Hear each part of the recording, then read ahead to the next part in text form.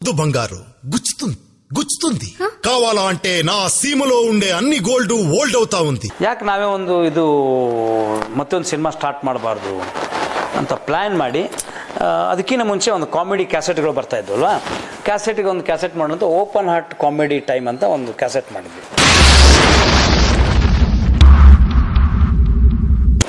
Cassette ಇನ್ನೇನು ಎಲ್ಲ ready ಆಯಿತು, ಕ್ಯಾಸೆಟ್ಗಳು ಬ್ಯಾನ್ ಆದವು. ಮತ್ತು ಅದಕ್ಕೆ CD ಕನ್ವರ್ಟ್ ಮಾಡಿದ್ವಿ. ಕನ್ವರ್ಟ್ ಮಾಡಿ ಅಶ್ವಿನಿ ಕಂಪ್ನಿಗೆ ಹೋದ್ವಿ. ರಾಮ್ ಪ್ರಸಾದ್ ಅವ್ರು ಕೇಳಿದ್ವಿ, ಸರ್ ನಾ ಹಿಂಗೆ ಮಾಡ್ತೀವಿ. ಅವರು ನಮ್ಮ ಹತ್ರನೇ ಒಬ್ಬ ಉಪೇಂದ್ರ ದಾನ್ ಹೋಗ್ರಿ ಅಂತ ಒಂಥರ ಇದು ಮಾಡಿದರು. ಅಷ್ಟೊತ್ತಿಗೆ ಗುರುರಾಜ್ ಹೊಸಕೋಟೆಯವರು ಕೂಡ ಅಲ್ಲಿದ್ದರು. ಅವರು ಸ್ಟುಡಿಯೋಕ್ಕೆ ಹೋಗಿ ವಾಪಸ್ ಬರೋಕಾದ್ರೆ ಅವರು ಸ್ಟುಡಿಯೋ ಇದ್ರೆ ಒಂದು ಸ್ಕೂಲ್ ಇದೆ. ಆ ಸ್ಕೂಲಿನ ಜನ ಉಪೇಂದ್ರ ಅಂತ ಇಡೀ ಸ್ಕೂಲ್ ಜನನೇ ಅವರು ಸ್ಟುಡಿಯೋಕ್ಕೆಲ್ಲ ಹೊಕ್ಕೊಂಬಿಟ್ರು. ಒಂಥರ ಖುಷಿ ಅನ್ನಿಸ್ತು. ಅವರು ನನಗೆ ಹೇಟ್ ಮಾಡಿದ್ದಕ್ಕೆ ಈ ಜನ ಬಂದು ಮುತ್ತಿಗೆ ಹಾಕೋದಕ್ಕೆ. ಅಲ್ಲಿಂದ ಬಂದರು. ಅವಾಗ ರಾಮ್ ಪ್ರಸಾದ್ ಅವರು, ಇಲ್ಲ ನೀವು ನೆಕ್ಸ್ಟ್ ಒಂದು ಯಾವ್ದಾರು ಒಂದು ಮಾಡೋಣ ಅಂತ.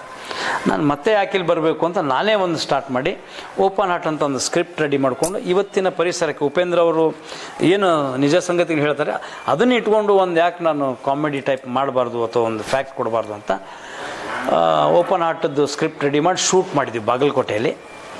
ಚೆನ್ನಾಗಿ ಬಂತು.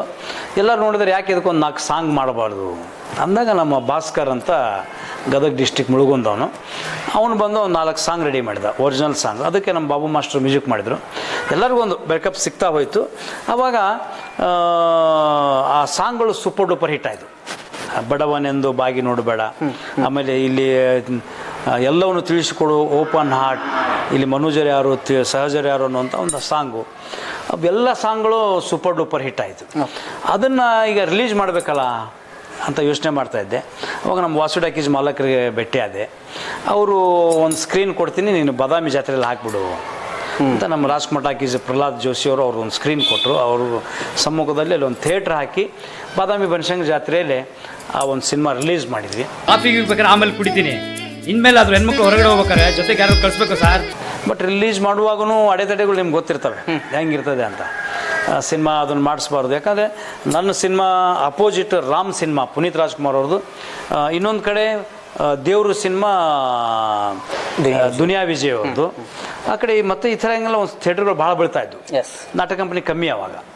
ಅಂಥದ್ರೆ ನನ್ನ ಕಲೆಕ್ಷನ್ ಒಳ್ಳೆ ಕಲೆಕ್ಷನ್ ನನ್ನ ಸಿನಿಮಾಗೆ.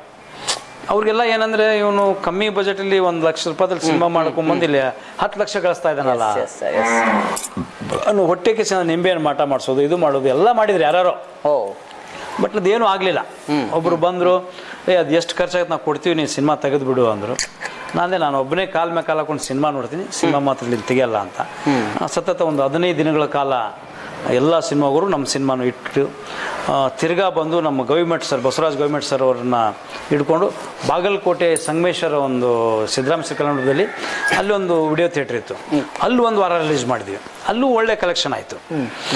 ಅಲ್ಲಿ ತೊಗೊಂಡು ಆ ಸಿನಿಮಾ ಅದರ ಒಂದು ಇದನ್ನು ನೋಡಿಕೊಂಡು ನಮ್ಮ ಉಮೇಶ್ ಬಾದರ್ದಿನಿ ಸರ್ ಪರಿಚಯ ಆದರು. ಏನು ರೀ ಬಾಬು ನೀವು ಚೆನ್ನಾಗಿ ಮಾಡಿರಿ, ಯಾಕೆ ನಾವೊಂದು ಸಿನಿಮಾ ಮಾಡಬಾರ್ದು ಅಂತ ಅಮ್ಮ ಟಾಕೀಸ್ ಒಂದು ಬ್ಯಾನರಲ್ಲಿ ಬಾದರ್ದಿನಿ ಸರ್ ಅವರು ಈ ಕಾರ್ಯಕ್ರಮ ಮಾಡ್ತಾನೆ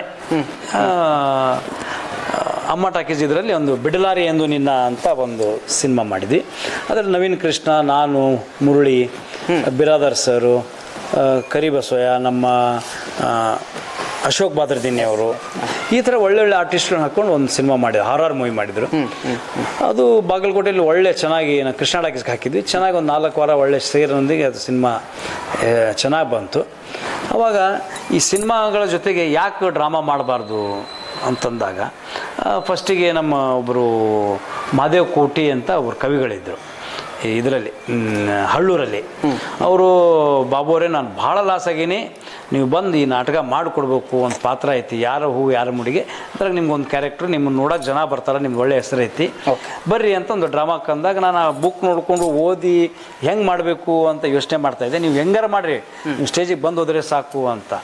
ಅವಾಗ ನನಗೊಂದು ಸ್ಫೂರ್ತಿ ಉಪೇಂದ್ರ ಅವರು ಸ್ಫೂರ್ತಿನ ಇಟ್ಕೊಂಡು ಯಾಕೆ ಅದನ್ನು ಮಾಡಬಾರ್ದು ಅಂತ ಅದು ಡೈಲಾಗನ್ನು ಪ್ರಾಕ್ಟೀಸ್ ಮಾಡಿಕೊಂಡು ಅರ್ಧ ಉಪೇಂದ್ರ ಅವ್ರ ಡೈಲಾಗ್ ಮಿಕ್ಸ್ ಮಾಡಿ ಇದು ಮಾಡಿ ಸಕ್ಸಸ್ ಮಾಡಿದ್ವಿ 2 ದಿನ.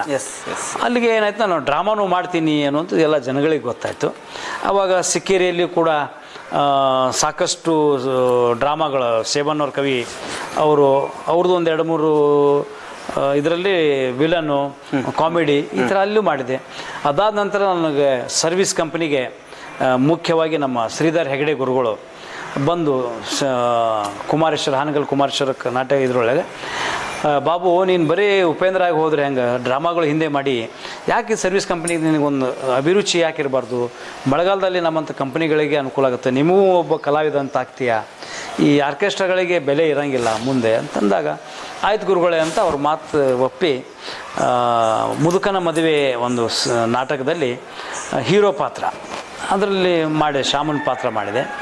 ಆವಾಗ ಆ್ಯಕ್ಚುಲಿ ಒಂದು ಕಂಟಿನ್ಯೂಸ್ ಸೀಸನ್ ಬೇರೆ, ಇವರು ಇಲ್ಲಿ ಕಾರ್ಯಕ್ರಮದ್ದು ಒಂದು 5 ದಿನ ನಮಗೆ ಡೇಟ್ ಹಾಕ್ಸಿಬಿಟ್ರೆ, ಅವಾಗೆಲ್ಲ ಜೂನಿಯರ್ ಉಪೇಂದ್ರ ಅವರಿಂದ ಶ್ಯಾಮ್ ಅಂತ ನಾನು ಇನ್ನೂ ಕಲಿತೇ ಇಲ್ಲ ಏನೋ. ಬಟ್ ಶ್ರೀಧರ್ ಹೆಗಡೆ ಗುರುಗಳಿಗೆ ಎಷ್ಟು ನೆನೆಸ್ಬೇಕಂದ್ರೆ 12 ಗಂಟೆ ಕಾರ್ಯಕ್ರಮ ಮುಗಿಸ್ಬಂದು 1:30-2 ಗಂಟೆಗೆ ನಾಟಕ ಸ್ಟಾರ್ಟ್. ಅವಾಗ ಹಾಗೆ ತಣ್ಣೀರು ಸ್ನಾನ ಮಾಡಿ ಹೋದೆ, ಒಂದು 2-3 ಜೊತೆ ಬಟ್ಟೆ ಇಟ್ಕೊಂಡು. ಅವರು ಪ್ರತಿ ಸನ್ನಿವೇಶಕ್ಕೆ ಡೈಲಾಗ್ಗಳು ಅಷ್ಟೇ ಪರ್ಫೆಕ್ಟ್ ಮಾಡಿಸೋರು, ಕಳಿಸೋರು. ಪ್ರತಿ ಒಂದು ಫಸ್ಟ್ ಶೋ ಆಯಿತು, ಸೆಕೆಂಡ್ ಶೋ ಸ್ವಲ್ಪ ಪಿಕಪ್ ಆಯಿತು, 3ನೇ ಶೋ ಪಕ್ಕ ಮಾಡಿಬಿಟ್ರು. ಅಂದರೆ ಅಂಥ ಅವರು ಡೈರೆಕ್ಷನ್ ಮಾಡಿ ನನಗೆ ತಿದ್ದಿ ಇದು ಹಿಂಗೆ ಹೋಗಿ ನಿಂದಿರಬೇಕು, ಹಿಂಗೆ ಹೇಳಬೇಕು, ಹಿಂಗೆ ಡೈಲಾಗ್ ಬರಬೇಕು, ಹಿಂಗೆ ಈ ಕಡೆ ನಿಂದಿರಬೇಕು, ಇವರು ಬಂದಾಗ ಮೈಕ್ ಬಿಟ್ಟು ಕೊಡಬೇಕು ಅನ್ನೋಂಥದ್ದು ಪರ್ಟಿಕ್ಯುಲರ್ ಆಗಿ ಅಂದರೆ ಶಬ್ದ ಜೋಡಣೆಯಿಂದ ಒಂದೊಂದೊಂದು ಹೇಳ್ಕೊತ ನನಗೆ ಒಂದು ಒಳ್ಳೆ ಪ್ರಾಕ್ಟೀಸ್ ಕೊಟ್ಟು, ಅಲ್ಲಿಂದ ಅದು ಶಾಮನ್ ಪಾತ್ರನೂ ಕೂಡ ಒಂದು ಮಾಡೋಕ್ಕೆ ಸ್ಟಾರ್ಟ್ ಆಯಿತು ಆ ಕಂಪ್ನಿಯಿಂದ. ಅದಾದ ನಂತರ ಮತ್ತೆ ಗುಲ್ಬರ್ಗಕ್ಕೆ ಅವರು ಹಾಕಿದಾಗ ಅಲ್ಲೊಂದು 15-20 ದಿನ ನನಗೆ ಕರೆಸಿ ಅಲ್ಲೂ ಕೂಡ ಒಂದು ಶಾಮನ್ ಪಾತ್ರ ಮುದುಕನ ಮದುವೆಯಲ್ಲಿ ಮಾಡಿಸಿದರು.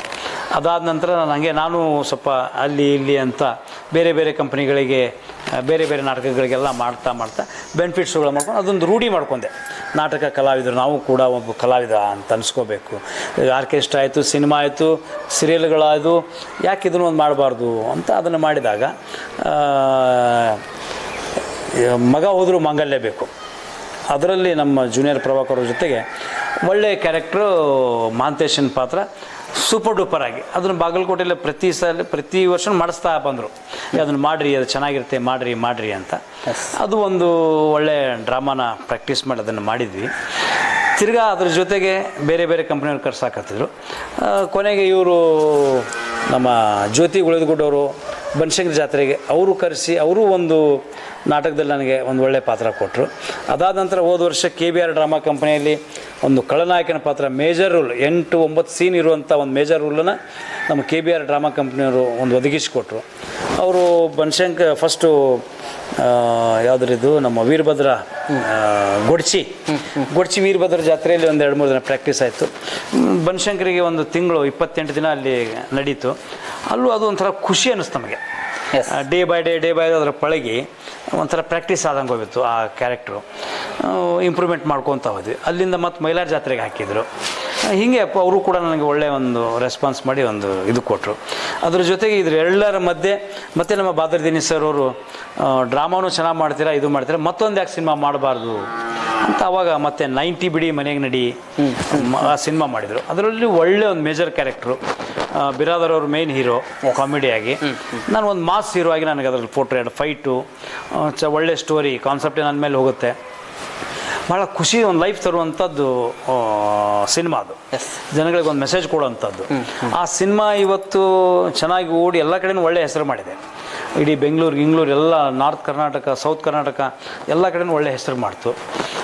ಅದಾದ ನಂತರ ಮತ್ತೆ ಒಂದು ಸಿನಿಮಾ ಮಾಡೋಣ ಅಂತ ಸ್ಕೆಚ್ 29 ಅಂತ ಒಂದು ಪ್ಲ್ಯಾನ್ ಮಾಡ್ಕೊಂಡಿದ್ವಿ. ಬಟ್ ಇದೇನೆಂದರೆ ಇವತ್ತಿನ ಸಿನಿಮಾಗಳು ಯಾರೂ ನೋಡ್ತಾ ಇಲ್ಲ. ಆ್ಯಕ್ಚುಲಿ ಒಂದು ಬೇಜಾರೇನೆಂದರೆ ಈ ಮೊಬೈಲ್ಗಳು, ಟಿವಿಗಳು ಇವತ್ತು ಸಿನಿಮಾ ರಿಲೀಸ್ ಮಾಡಿ ನಾಳೆನೇ ಟಿವಿಯಲ್ಲಿ ಬರುತ್ತೆ, ಪೈರೇಸಿ ಆಗುತ್ತೆ.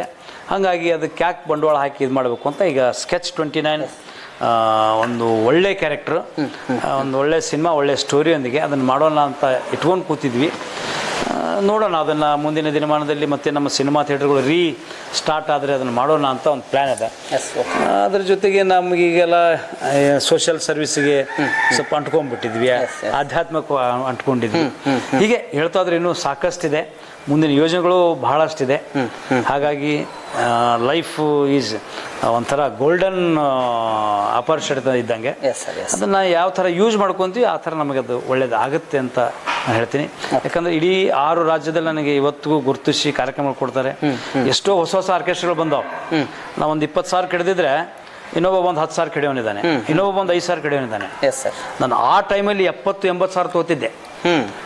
ಏನ್ರಿ 2000 ಇಸ್ವಿಯಿಂದ 98 2000 ಇಸ್ವಿಯಿಂದ ಆ ಟೈಮಲ್ಲಿ ಒಳ್ಳೆ ಮಾರ್ಕೆಟು.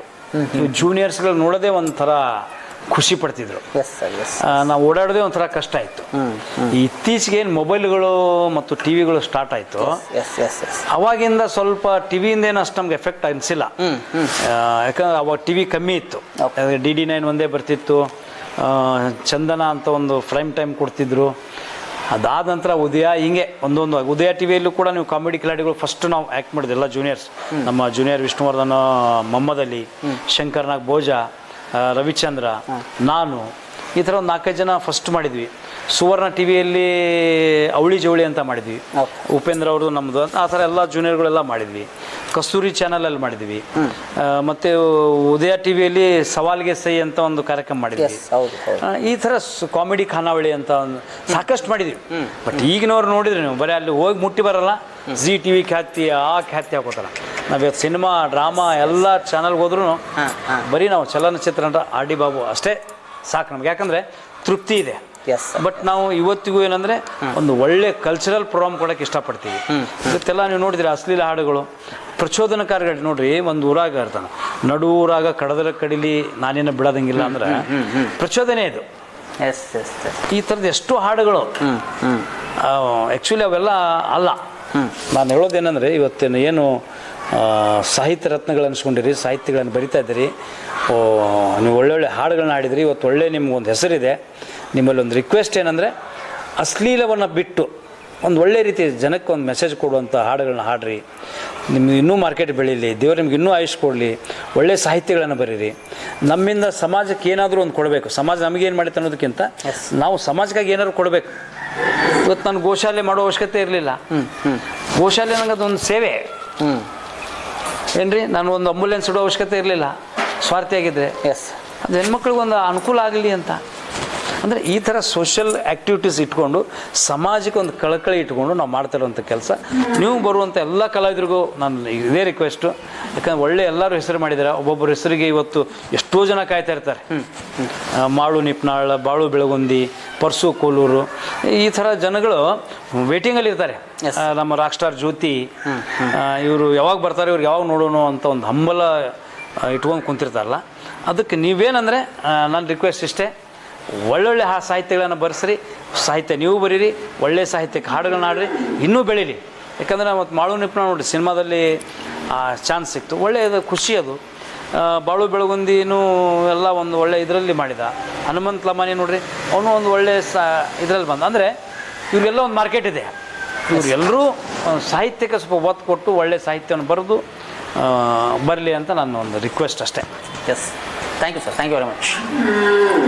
ಬಡವನೆಂದು ಬಾಗಿ ನೋಡಬೇಡ, ಬಲ್ಲಂಗೆ ನೋಡಿಕೊಳ್ಳುವೆ. ಭಿಕಾರಿ ಎಂದು ಕಡೆಗಣಿಸಬೇಡ, ಬಂಗಾರಿಯಂಗೆ ನೋಡಿಕೊಳ್ಳುವೆ.